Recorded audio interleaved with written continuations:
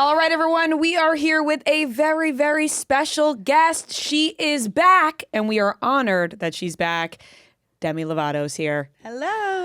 Oh my God, we're so excited that you're back. When they said, oh, Demi's got a cookbook coming out, we're like, yes, she can come back. Because when we left last time, we were like, oh, there's so many things we still want to talk about. We barely even scratched the surface on reality TV. There are so many fun things We were like, we need 30 minutes to talk about Love Island. Yeah, we got to talk about it all. Exactly. But your cookbook is out now. Yes. Which is really exciting. I have it in my hands, one plate at a time. It's gorgeous. It's a beautiful pink color.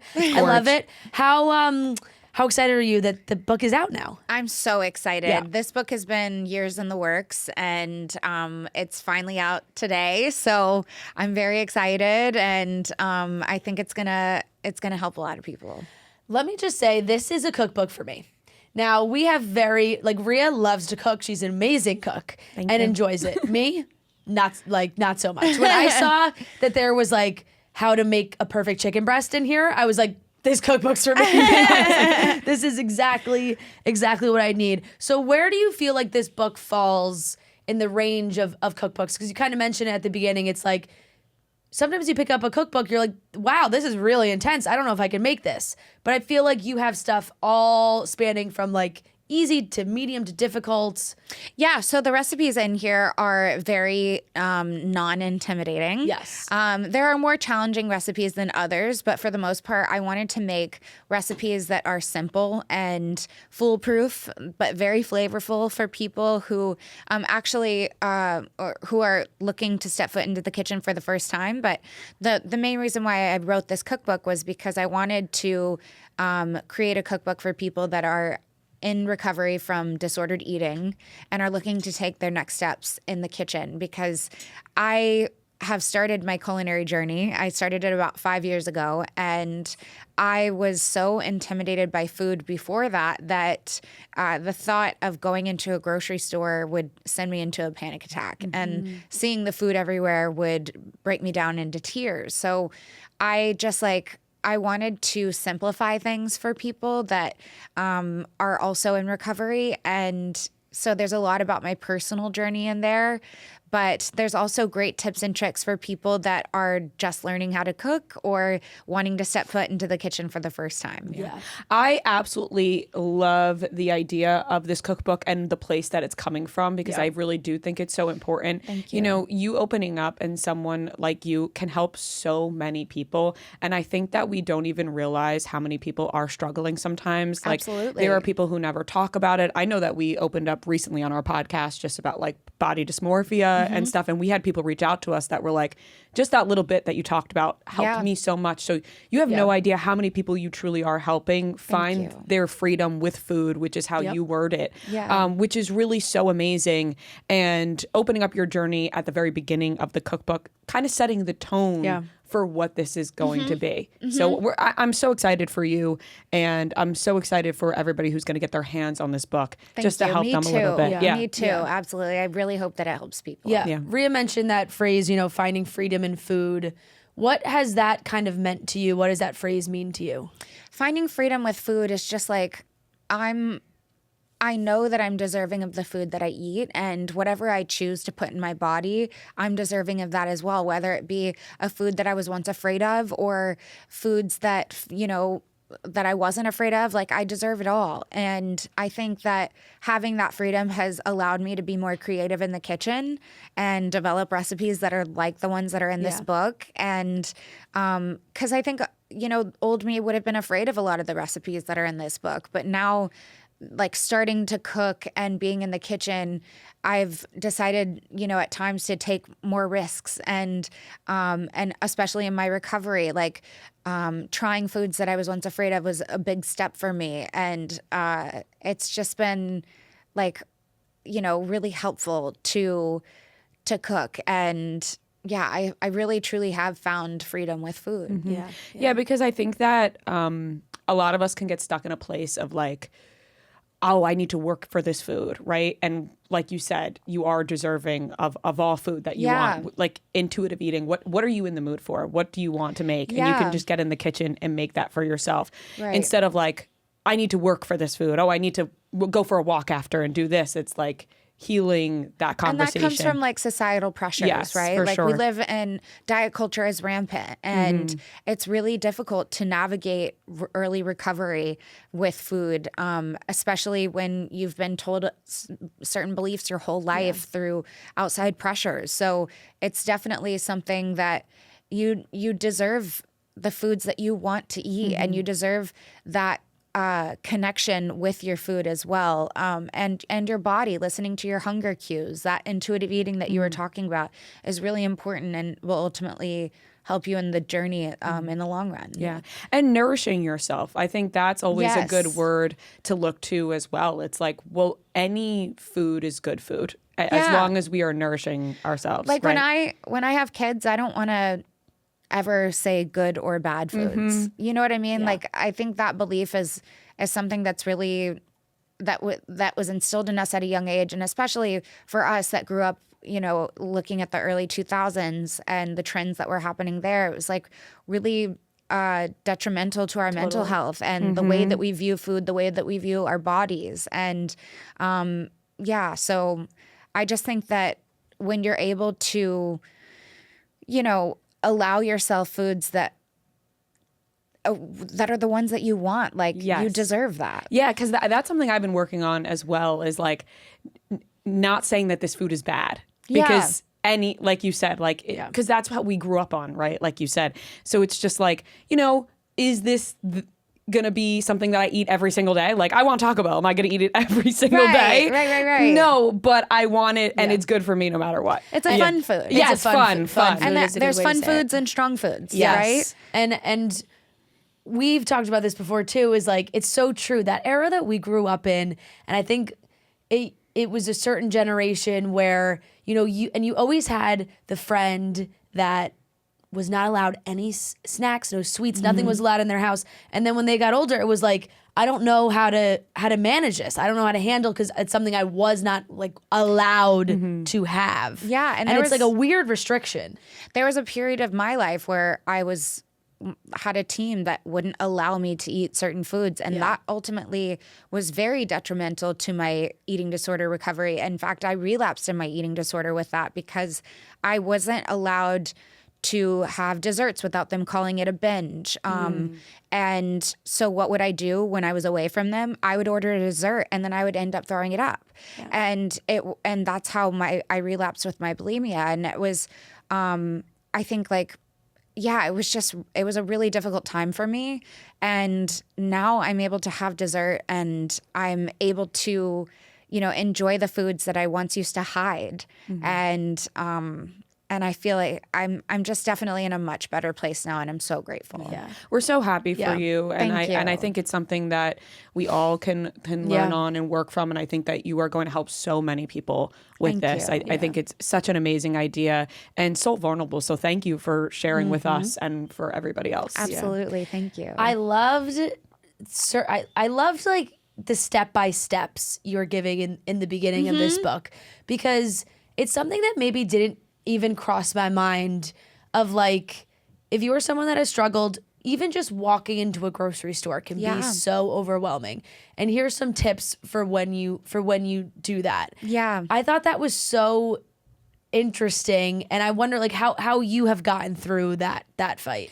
You know, for me, like I said, stepping foot into a grocery store would bring me to the point of tears. And now I'm able to go to the grocery store.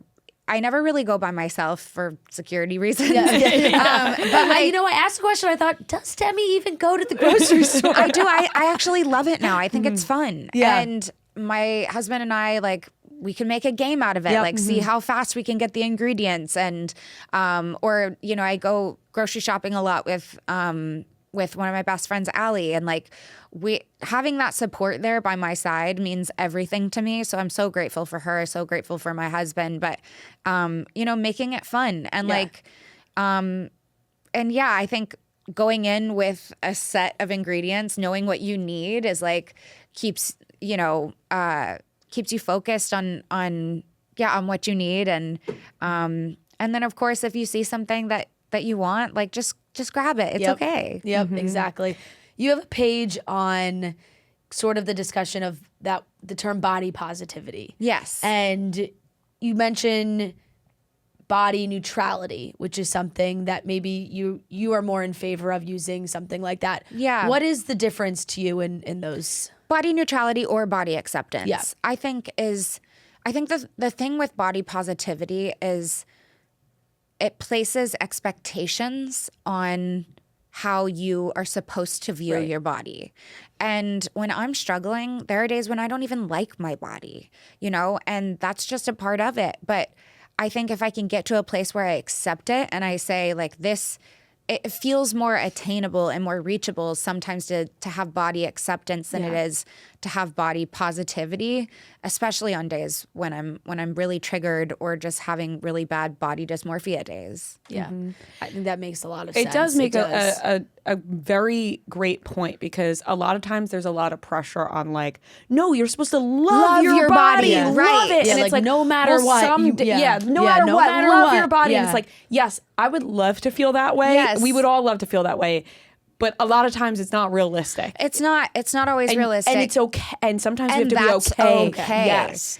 Yeah. Just like you're not always going to be in a good mood. You're not always going to love your body. And, it's It's being okay with like not being okay, that sort of thing. Yeah, definitely. Yes. And I think with body positivity, I felt like I was every day faking it till I was making it, but I never made it. I, was in a place in my life when I tried body positivity that I didn't get to a place where I loved my body. And that's something that I'll probably always struggle with. And it's a part of the journey, but I have good days too, that's, and there are some days when I love my body.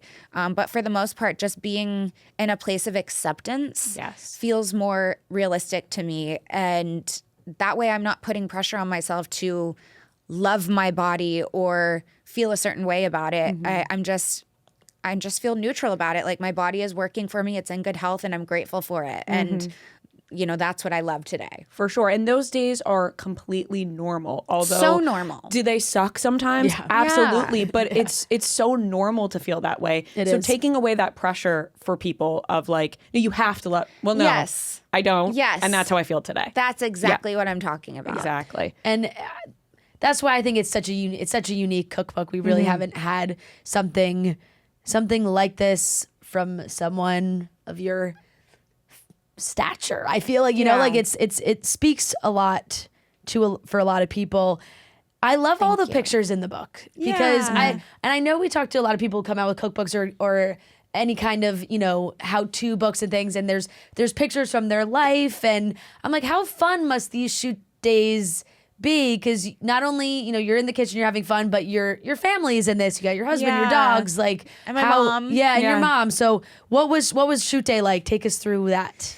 There were 2 shoot days. There was one where we shot the cover and some of the other pictures in there. It was in a kitchen area, and that's when they took a lot of pictures of the food. So that was more like food stuff, or which I always find fascinating because the way that they can make.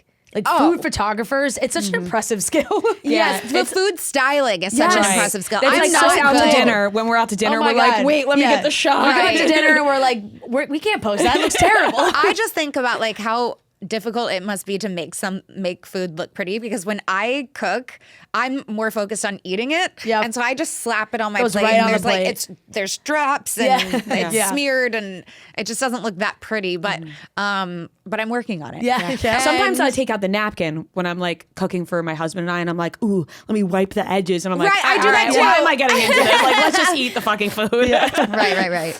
Yeah, it's funny. It's just such a cool. It had to have been kind of cool though to see the recipes turned into these masterpieces on the plate. Absolutely, it was really, really cool to see that. And then the second day that we shot, we had my mom and Jordan and my dogs in there, and that, of course, that was really, really nice for me. It was we shot it at my house, and it was more relaxed and more cozy, and it was a fun day. What's your favorite thing to cook for Jordan?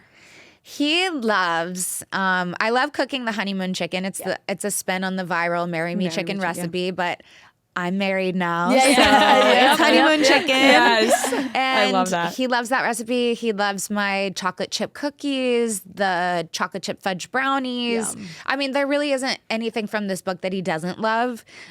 So same goes for me. So like I really have a fun time making all the recipes. He also loves my chili. The chili in I here, the love pantry chili is really good. Ooh, I'm gonna have to make that. Yeah. That's my favorite. Yeah. Well, we're super excited to dive into the recipes for this book. Hope Yeah. everyone listening is as well. Moving on to tour. It's right around the corner. It's not that deep tour. We are so excited. You know, we saw you post on your story, like, what songs do you want to hear? Would you mind if Fran and I gave you our I wouldn't songs? mind at all. Go for it. So we both made a list. Yeah, so we have 5 songs each that we made. It was honestly incredibly hard to narrow it down to 5. It was. And And I my- wrote down like 15, but I Yes. cut it down to 5. You are so sweet. I was Thank really you. trying to narrow it down. I have some like honorable mentions. My number 1 is always going to be "Don't Forget." Thank you. Because this we wanted to go really- back to, and I have so many videos of me as a young girl singing this dead seriously straight into to the my camera. camera. Straight into the And camera. let me tell you, I am a terrible singer, Demi. It is so bad. So would love to hear you bring this one back. Okay. Also, Lightweight I have on there. Okay. I love Lightweight. Oh, Deep look. cut. Oh, yeah. They're like this back there. Lightweight I think is so beautiful. and you. you just have the most insane voice in the entire world. We talk Thank about this you. all the Yes. time. So that one is on there.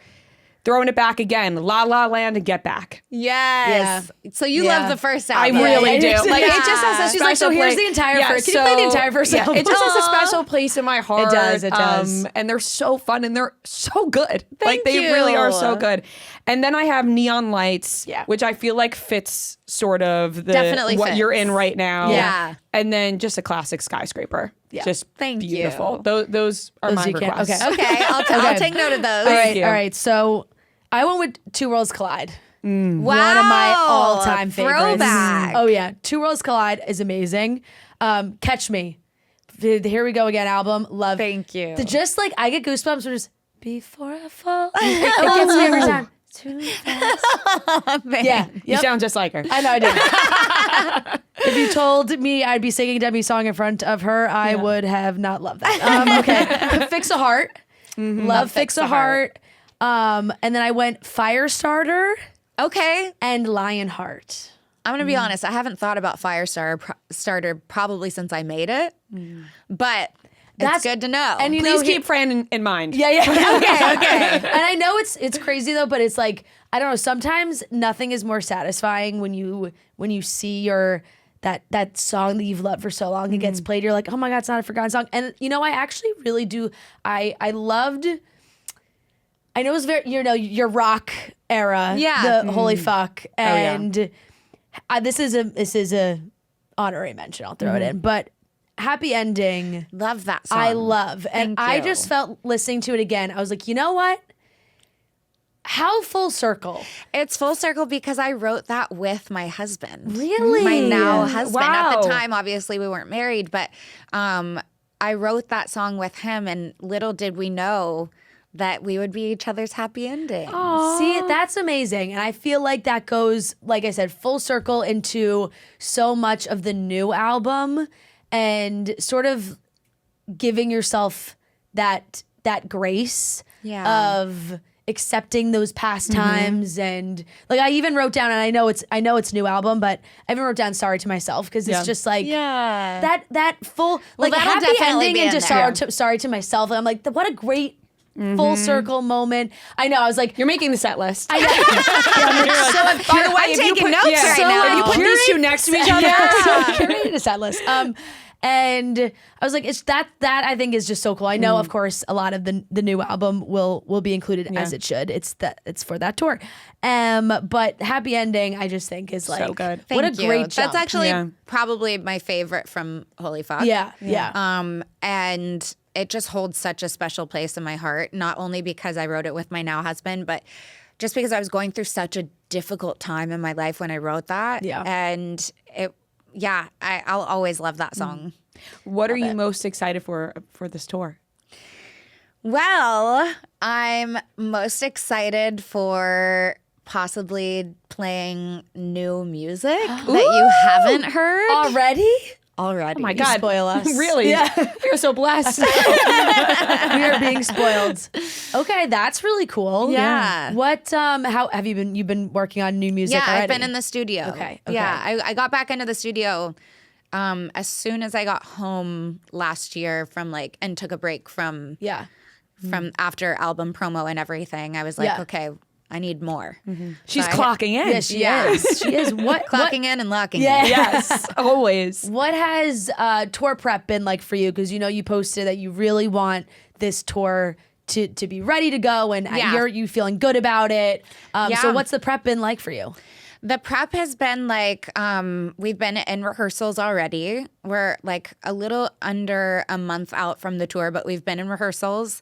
And I'm dancing a lot. So I've been, rehearsing my dance moves and getting on the treadmill while singing, making sure my body is strong and I'm feeling good to go. What are some of your secret vocal Technique? Yeah, Warm-ups? how do you keep your voice strong? I definitely warm up Yeah. before I perform every time without fail. Yeah. And a warm down is also really important. I feel like that's something that not a lot of people know that singers do. Yeah. No. Is after you come off stage, make sure you warm your voice down so that you don't lose it the next day. And it's really protective of your voice. How do you warm your voice down? Just by scales in reverse and kind of because when you go my songs a lot of my songs I'm belting really high, and so when I go from that to my talking voice there's it's a jump, and I think warming it down and back into my talking voice just helps me protect it. And then also I go on vocal rest when I need to. So I'll probably be doing that a lot on tour, in between shows, not speaking a word. If I have days off, probably not talking on my days off. An hour and a half every night or however long the set list is a lot on my voice, and I have to protect it. Yeah. So interesting. And that is so fair. Because I also was just thinking when you exercise, maybe you stretch beforehand, but they're like, hey, don't forget to stretch after. 'Cause Yeah. stretching after is just as important. Yes, which definitely. is obviously so similar with your voice and making sure you do that. When you are on vocal rest, how do you communicate? Do you have a little whiteboard? Do you just text everyone? I'm in my when you're on the notes same- app, Yeah. definitely. But there's also this text to speech app or something like that where I type it in. It's delayed. Yeah. So 5 seconds later, I'll interject in a conversation, but everyone has already moved on. It's pretty funny. But- wait. Yeah. The punchline to my joke comes 5 seconds later. People are like, what? Yeah, That's amazing. Oh, well, we're so excited for Thank tour. you. We cannot wait. Moving on to more of Disney conversation. Yeah. There's been something that's gone majorly viral lately. Raven Simone was asked who her Mount Rushmore of Disney stars are. Do you have a Mount Rushmore? It would definitely be Raven, Hillary. I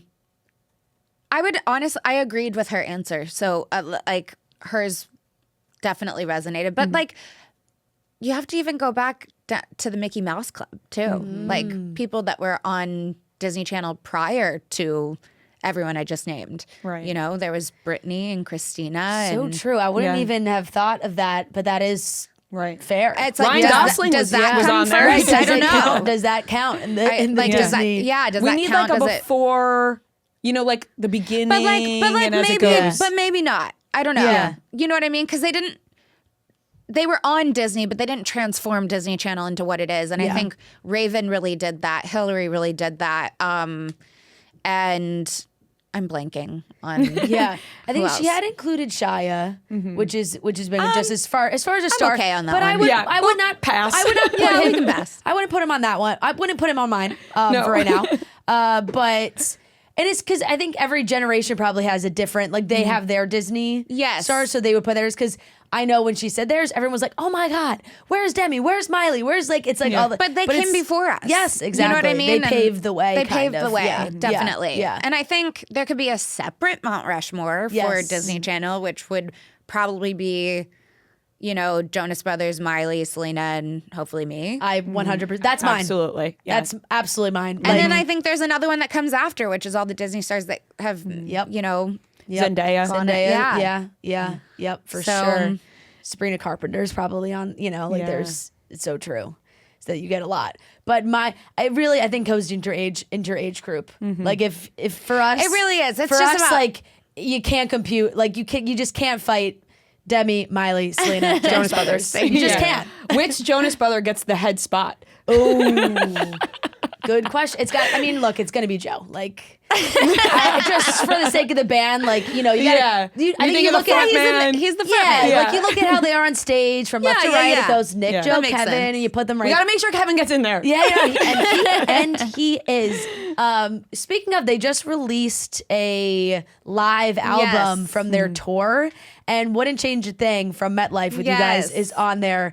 And on Friday, not to talk about ourselves, but we had a travel day from hell on Friday. Oh, no. We're stuck in Seattle. It was snowing. It was awful. It's okay, we don't have to bother you I with was this. like, no, we don't. But when I go, oh my God, that album came out today. And like when I pressed play on Wouldn't Change a Thing, I was like, I'm instantly in a better mood. Oh, that's so sweet. It got us through the travel day. Good. I'm glad it helped. It was so great. What's your favorite part of that song specifically? Wouldn't Change a Thing. My vocals lean a little, like a teeny tiny bit country. Yeah, on that. yeah. And like I kind of love that for me. Yeah. And it was, and I guess it's my Texas roots showing a little bit. But like I love singing that one. It's a fun one to sing, definitely. It is. You And know- also like it's my favorite song from Camp Rock too. Yeah. Yeah. Well, speaking of Camp Rock, last time you were here, we didn't get to talk about it, but you are a producer on Camp Rock 3. Yes. You headed back to set. What was that feeling like? It was so much fun, and it's been really, really great to, you know, watch and kind of usher in the new cast and watch them shine and grow and continue the legacy of what Camp Rock is.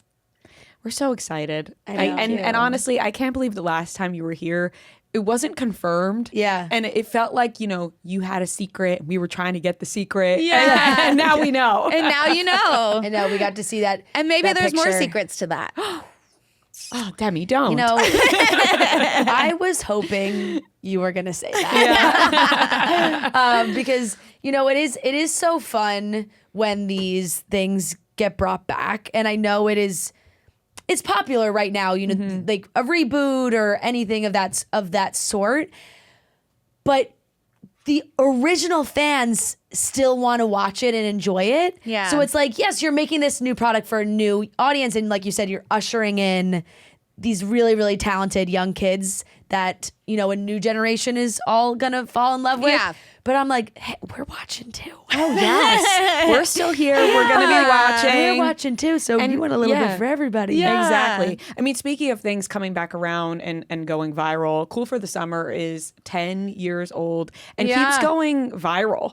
I know. It's the gift that keeps on giving. It just keeps coming back around. You know what it is too? I think it's like the power of social media also, because when anybody is getting ready, the weather starts to get a little warmer. Yes. You're going outside. That's you're right, having because fun. the last time that it went viral, it was around the springtime going into summer too. Yeah. Yeah. So And it it's keeps like, breaking its own record. totally. Yeah. And you put it into, it's like you post a video on TikTok or Instagram or something, and you're like, you know what? I want a good song like for summer. And it's just like every time that's the first one that comes into your mind. It's like, well, we'll do Cool for the Summer. It'd be perfect. Yeah. Yeah. So every time it comes back around, it's got to be around. Has to be around the summertime. Yes. It's like a summer anthem for life. I'm so grateful for that song. Yeah. It really, like I said, is the gift that keeps on giving. And I think a lot of people connect to it. And I love that. Yeah. Is there another song of yours that you wish would make its rounds again? Any of them? Yeah. Whichever one you guys want. Yeah, whichever one you want. I don't know. That's a really good question, actually. I would love to see Sorry Not Sorry have a moment again. Yeah. Love that one. Love so that good. You know,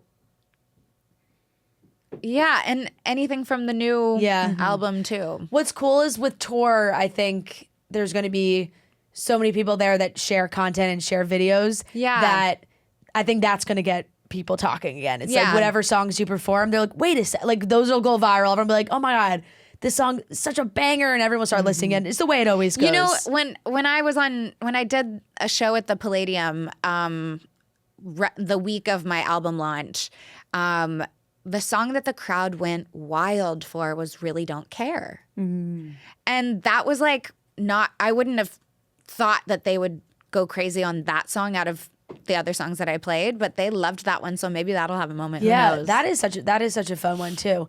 Oh, we have to wrap up, and I can't believe IT is talking about reality TV, and we're still here again. Oh no! Wait, really quick. Which means really, that they're really quick. Yeah. Yes. Okay. What are you watching right now? We watch everything, so you tell us Yeah. what you're watching, and we can talk about it. Well, you're not gonna watch this. I just rewatched. I'm rewatching The Walking Dead. Okay. I actually started The Walking Dead When? a couple months ago. And Okay, keep going. I should keep going. So good. Okay. Yes. And then I also just watched the first season of The Pit, So good. which was so good. And I thought it started like a little slow, Yeah, but then it picks up By and then it gets totally. really intense and really good. The second season is very much like that as well. Yes. Right now, but I have. It's a show that I have to watch by myself because my husband can't do like the hospital stuff. Yeah. And even just like one new episode just started and I had it on, he came home and someone was getting like helicoptered in. They lost their leg. It was like the leg was in a bag. He was like, please. Yes. I can't do this. But The Pit is legit. Yes. And it's intense. And then I also watched Traitors, obviously. Oh my God. And What did you think? And I've finished Real Housewives of Salt Lake City when that aired too. Okay. Yeah. What did you think of Traitors? I loved it. Like I love Traitors. I think it's so much fun. I love to play Yeah. like a little game. When I play the game, it's called Mafia. Yep. But Yeah. it's really fun to play. But like I could never do it for that long. I was going to ask, would you ever do Traitors? Absolutely not. Not unless I was a faithful. Because Oh, you would only do it if you were a faithful. someone puts me under pressure, I would crack like that. Yeah, I would start that's- laughing. Like I'd be like, guys, I'm a traitor. Yeah.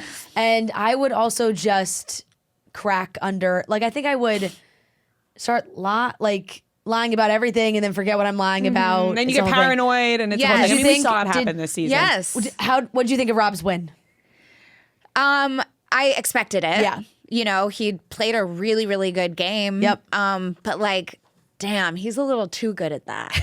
Right? You know what I mean? Like, I don't know. I know. I think That was- Maura said that to him. She was like, "You're never gonna get a girlfriend after this." Although allegedly, apparently he does have a girlfriend. I don't think he's so- going to struggle. I don't think he's gonna struggle. Thank you so much, Demi. Oh my gosh, Demi, it's thank always you. a pleasure with y'all. Thank you. Next time, Love Island talk. Yes. Probably the next time will be after Love Island USA airs. and then we And get I'll into- have some hot takes. Exactly.